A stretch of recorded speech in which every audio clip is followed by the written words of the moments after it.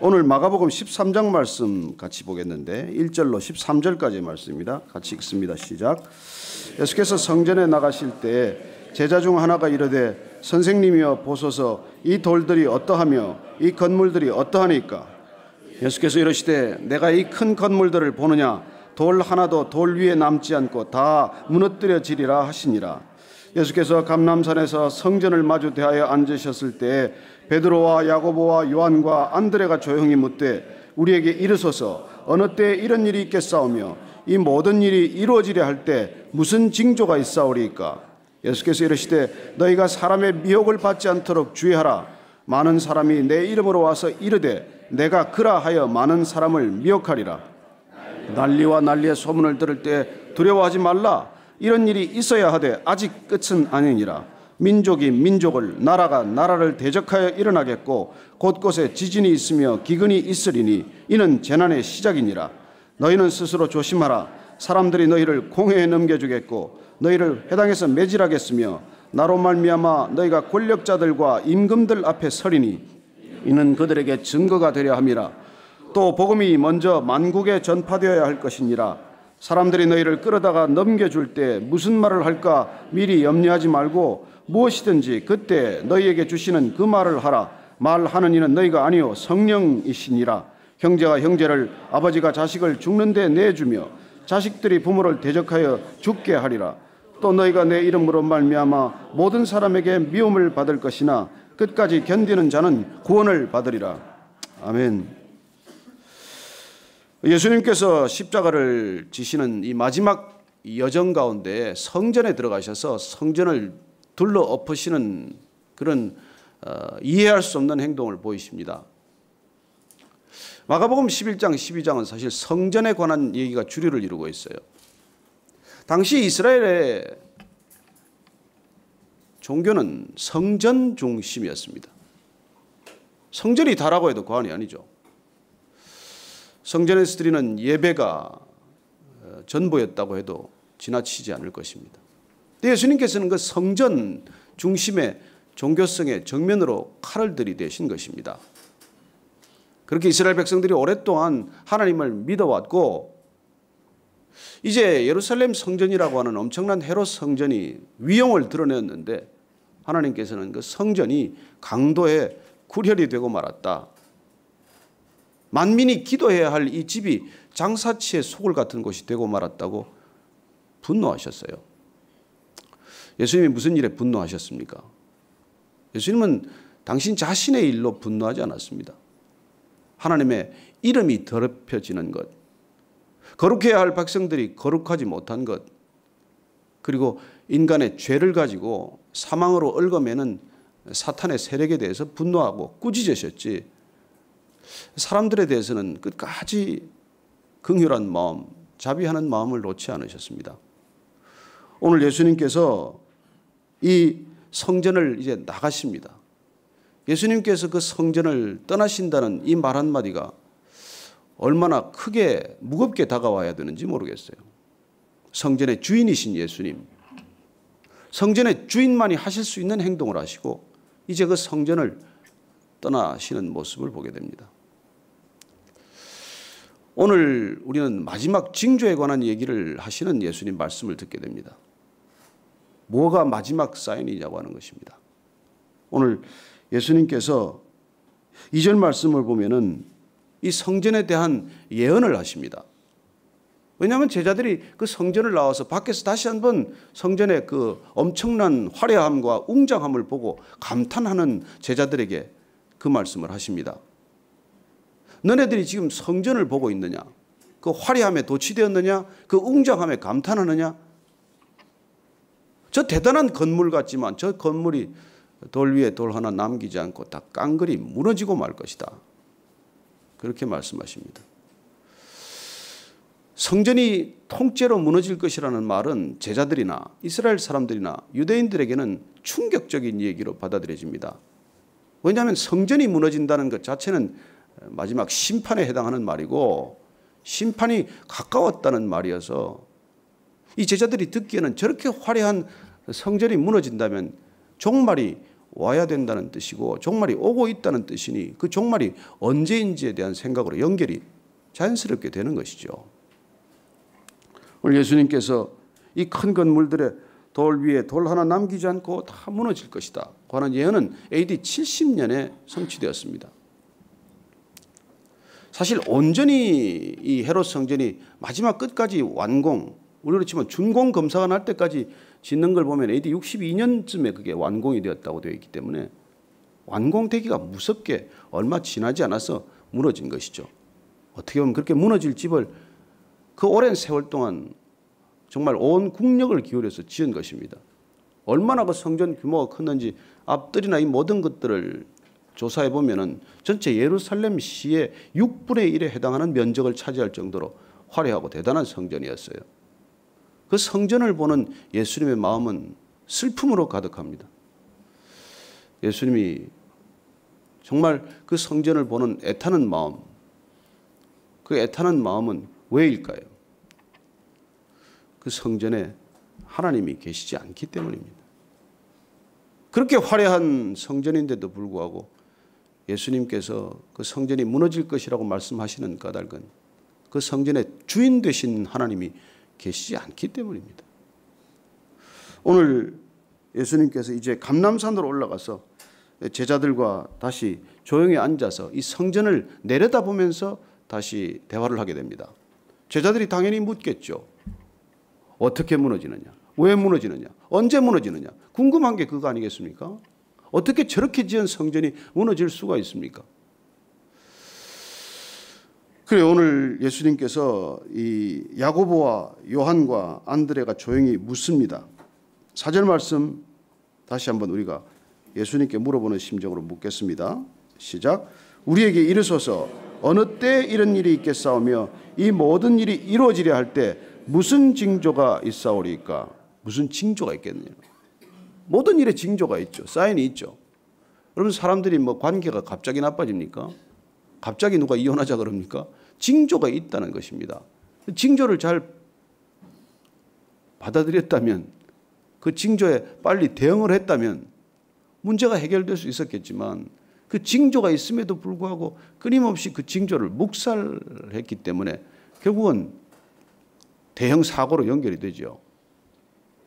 무슨 백화점이 그냥 무너지고 큰 다리가 그냥 무너지겠습니까? 작은 조짐이 수없이 있었지만은 우리가 그 경고를 무시하고 흘려듣고 그냥 대처하지 않았기 때문에 큰 사고로 연결이 되지 않습니까? 그래서 예수님께서 이 마지막 때에 대한 징조, 이 종말에 관한 징조를 오늘 예수님께서 차례차례 말씀해 주십니다. 기독교 신앙은 종말론적 신앙입니다. 에스카톨로지라고 부르는 이 종말론적 신앙이 우리 기독교 신앙의 뿌리고 기초입니다. 끝이 있다는 것이죠. 매사의 끝이 있고 만물의 끝이 있고 다 끝이 있다는 것입니다. 그 종말은 두 가지로 우리가 정리가 되죠. 개인적인 종말이 있을 수 있습니다. 나의 죽음은 개인적인 종말이에요. 그러나 이 온 우주가 종말이 있다는 것입니다. 지구적 종말이 있을 것이고 이 우주적 종말이 있다는 것입니다. 그 종말에 관한 때를 묻는 것이죠. 결론부터 얘기하면 어떻습니까? 그 때와 시기는 하나님에 관한 것이어서 예수님은 나 자신도 모른다고 말합니다. 아니 알려주지 않는 것이겠죠. 그래서 오늘 우리가 한번 차례차례로 그러면 그 마지막 시대의 종말의 조짐은 어떤 조짐인가를 한번 보십시다. 5절 6절 말씀 읽습니다. 시작. 너희가 사람의 미혹을 받지 않도록 주의하라. 많은 사람이 내 이름으로 와서 이르되 내가 그라하여 많은 사람을 미혹하리라. 첫째는 예수 그리스도의 이름으로 와서 많은 사람을 이렇게 미혹해 하는, 혼란케 하는 일이 시작이 된다는 것입니다. 오늘 예수님께서는 사람들의 미혹을 받지 않도록 주의하라. 사람들에게 헷갈리지 말아라. 사실 사람들을 따라가지 말라는 얘기예요. 우리는 끝까지 예수님께 집중하지 않으면 길을 놓칠 수밖에 없는 사람들이에요. 그리고 예수 그리스도라는 이름으로 와서 많은 사람을 미혹한다고 얘기합니다. 아니 어떤 사람은 예수 그리스도는 실패하고 내가 성공한, 내가 제대로 된 예수 그리스도라고 말하는 그런 사람도 있습니다. 그 정도로 이 시대는 그리스도를 혼란케 하는 일들이 많은 것입니다. 어떤 분은 또 여자가 그리스도여야 한다고 여자 하나님, 여성 하나님을 지금 주장하는 종교도 있습니다.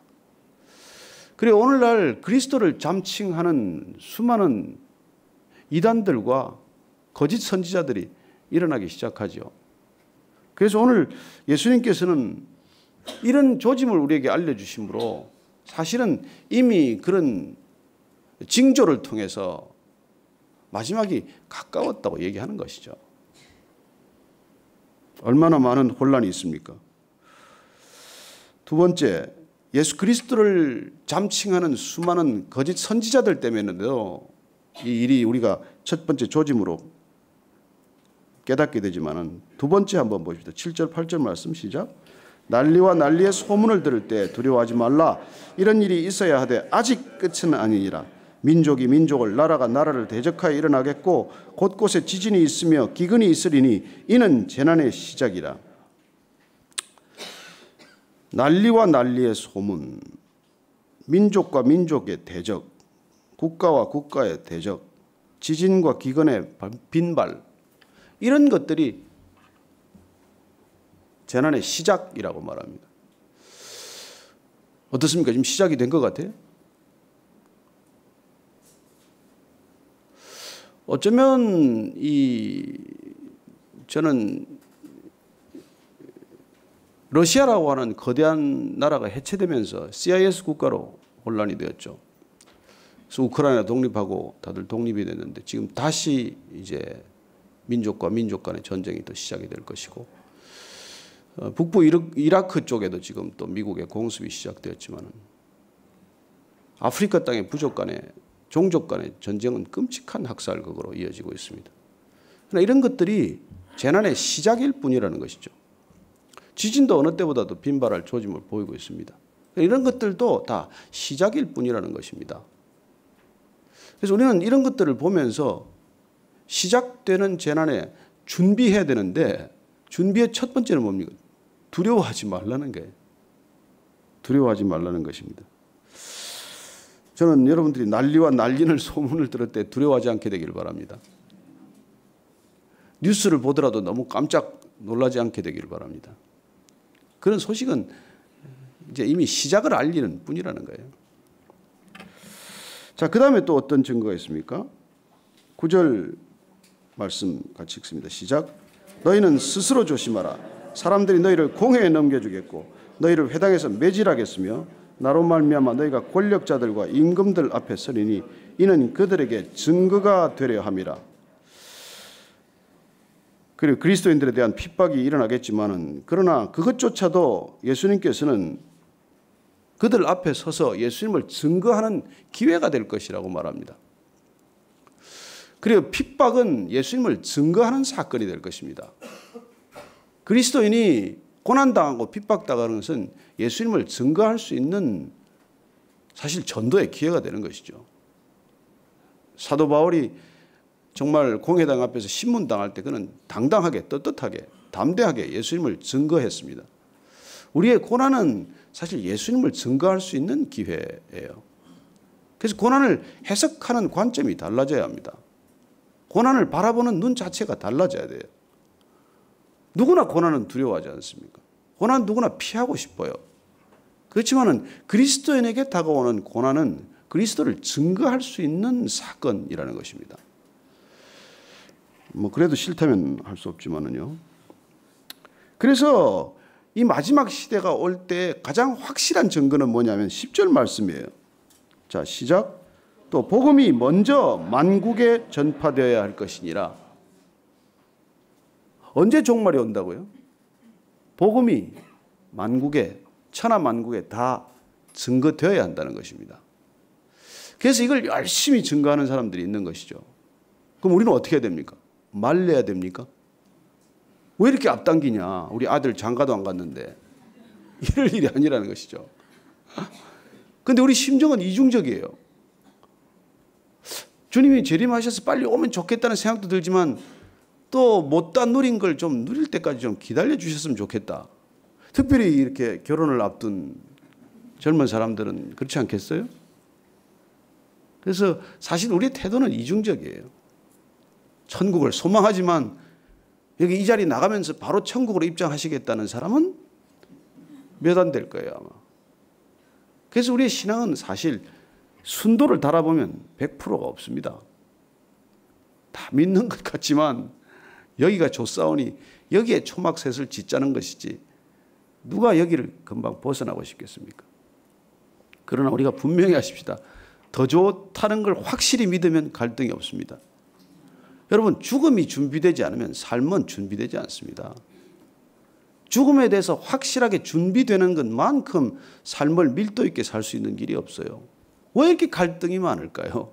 죽음이 준비되지 않았습니다. 종말이 아직까지 내 마음에 다가와 있지 않기 때문이에요. 여러분, 종말이 확실하면 이 땅의 것 가지고 그렇게 가슴 졸이거나 그렇게 두려워하거나 그렇게 부딪히지 않습니다. 여러분, 그래서 정말 신앙의 자리 잘 점검하셔야 합니다. 이런 종말에 관한 얘기를 듣고도 우리가 마치 이 땅에서 영원히 살 것처럼 그렇게 살아간다면 우리의 신앙은 무엇에 근거한 것이겠어요? 우리 신앙은 이 종말에 대한 분명한 믿음을 가지고 시작된 것입니다. 이런 종말이 빨리 와야 한다는 믿음에 근거한 것이에요. 그래서 이 땅의 삶이 빨리 정리되어야 한다는 것입니다. 그러면 빨리 우리가 뭐 이 땅을 떠나자는 얘기냐? 아니요. 그 영원한 것을 준비하는 시간이 지극히 짧기 때문에 이 시간을 정말 너무도 아껴서 밀도 있게 살아야 한다는 그 얘기죠.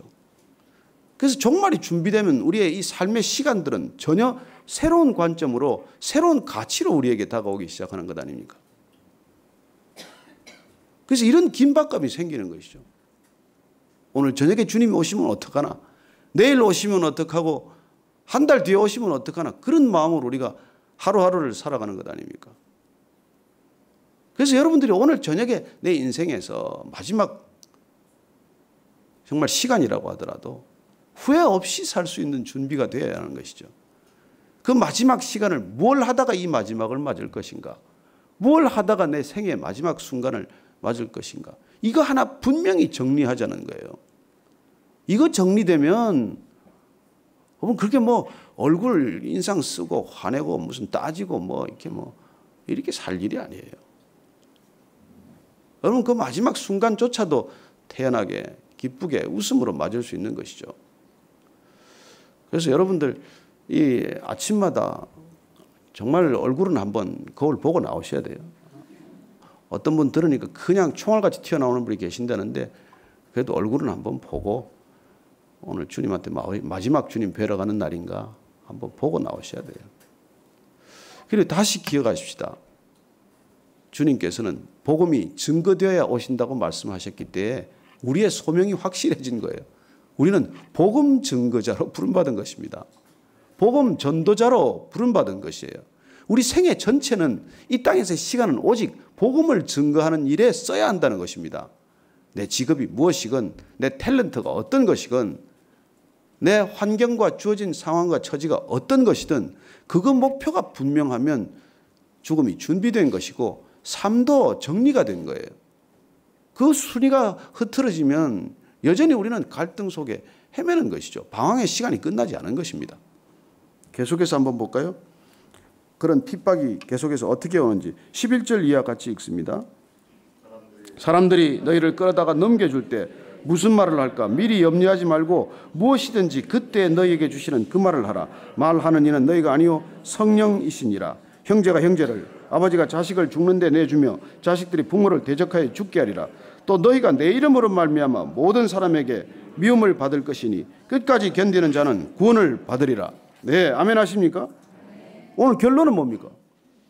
이런 부모가 자식을, 자식이 부모를, 오늘 아침에 보니까 또 뉴스에 또 아들이 아버지를 또 살해했더라고요. 이런 일들이 계속 있겠지만 이 세상이 정말 지극히 혼탁해서 정말 눈을 뜨고 볼 수 없을 정도로 타락 가운데로 치닫고 있지만은 그러나 오늘 결론은 보십시오. 끝까지 견디는 자는 구원을 얻으리라. 구원을 어떻게 얻습니까? 끝까지 견뎌야 한다는 것입니다. 그럼 우리 구원 안 받았습니까? 아니, 이미 구원 받았어요. 그리고 구원은 현재 진행형이에요. 날마다 구원 받고 있습니다. 구원을 살고 있습니다. 구원이 이루어지고 있어요. 구원을 누리고 있습니다. 그럼 언제 완성됩니까? 끝까지 견뎌야 완성이 된다는 거예요.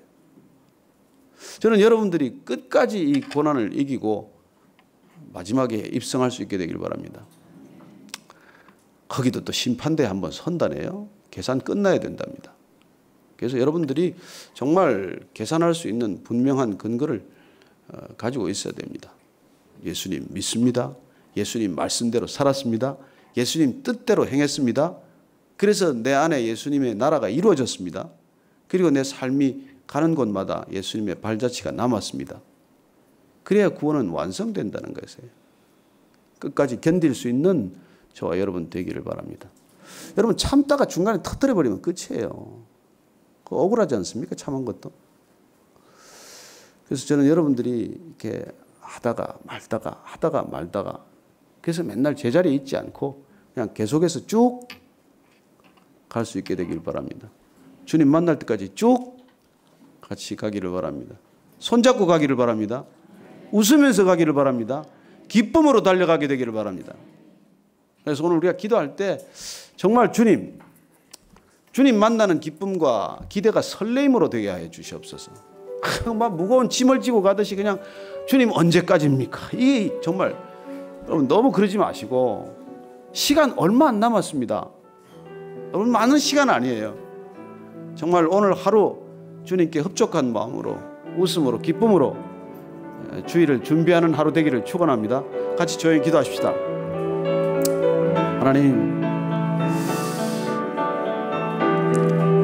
주님께서 우리 각자를 부르시되 복음 증거자로 부르셨습니다. 이 마지막 시대를 살아가면서 마지막의 징조를 보면서 우리가 해야 할 일, 감당해야 할 일, 주님 우리가 주님 앞에 서야 할 마지막 그 태도와 자세를 주님 다시 한번 돌아보기를 원합니다. 이 시간 주님 앞에서 주님 구원받은 자로서 어떻게 살아야 할지, 구원의 감격을 어떻게 살아가야 할지, 주님 어떻게 주님 앞에 서야 할지 알게 하시고 품게 하시고 듣게 하여 주옵소서. 하나님, 난리와 난리의 소문이 들리더라도 놀라지 않게 하시고, 민족과 민족이 대적하고 나라와 나라가 대적하더라도 주님 두려워하지 않게 하여 주옵소서. 우리에게 주신 놀라운 믿음 안에서 평강을 누리게 하시고 끝까지 주님 바라보며 주님께 달려가는 인생이 되게 하여 주옵소서.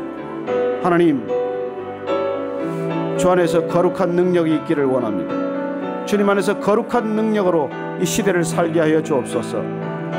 주님 붙들어 주시옵소서. 하나님 아버지, 우리에게 끝이 있음을 알려주셔서 감사합니다. 영원한 생명을 가지고 사는 끝은 정말 주님께로 나아가는 관문임을 압니다.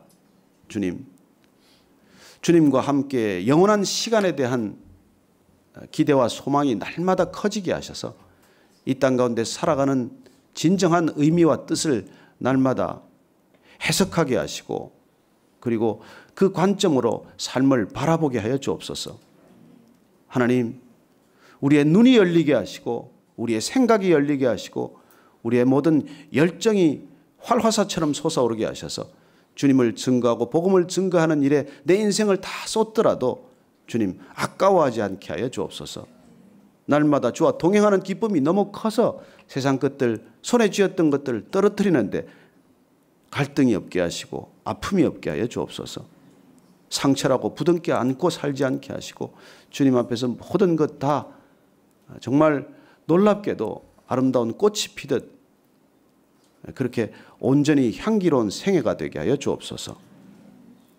이제는 우리 구주 예수 그리스도의 은혜와 하나님 아버지의 크신 사랑과 성령의 기름 부으심이 이 아침에 주님이 다시 오시는 종말을 바라보며 영원한 생명으로 주님 맞이할 기쁨과 소망 가운데 살기로 결단하는 이 자리에 고개 숙인 모든 우리 베이식 성도들 한 분 한 분의 생애 위에, 그리고 그 기업 위에, 그리고 그 비전 위에 지금부터 영원까지 함께 하시기를 축원하옵나이다.